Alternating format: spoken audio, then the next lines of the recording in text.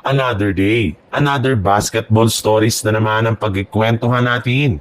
At ngayon nga ay ang pag-uusapan natin ang balitang makikipag-trade nga daw ang Los Angeles Lakers sa Utah Jazz. At ang balitang pagkuha ng Golden State Warriors kay Robert Williams III.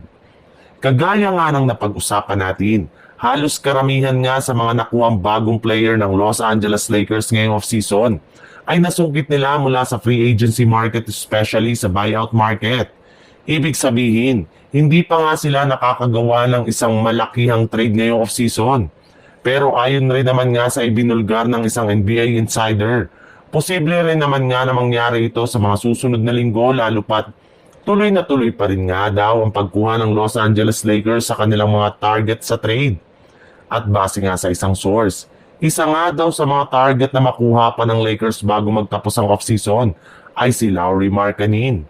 Ayon nga sa ibinulgar ng isang NBA insider, isa nga daw si Markkanen sa mga tinatarget nilang kunin para itandem kay Luka Doncic kapag tuluyan ng magretiro o umalis sa team si LeBron James.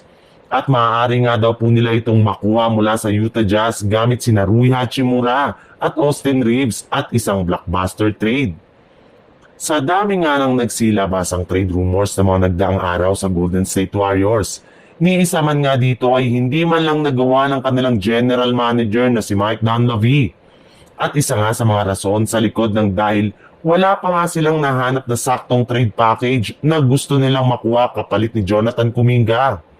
Pero sa kabila nga niyan, ay confident pa rin nga ang kanilang front office na maitutuloy na ang trade na ito.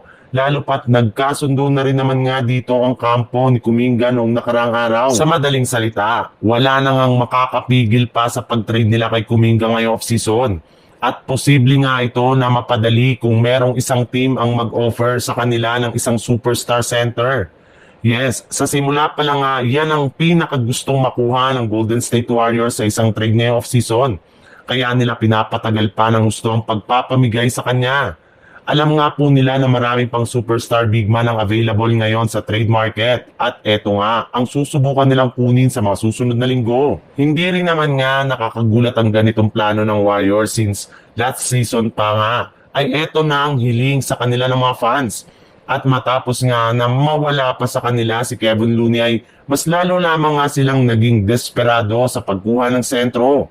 At base nga sa kalalabas pa lang na balita, ang pinupuntirya nga daw pong kunin ngayon ng Golden State Warriors ay walang iba kundi si Robert Williams III mula sa Portland Trail Blazers.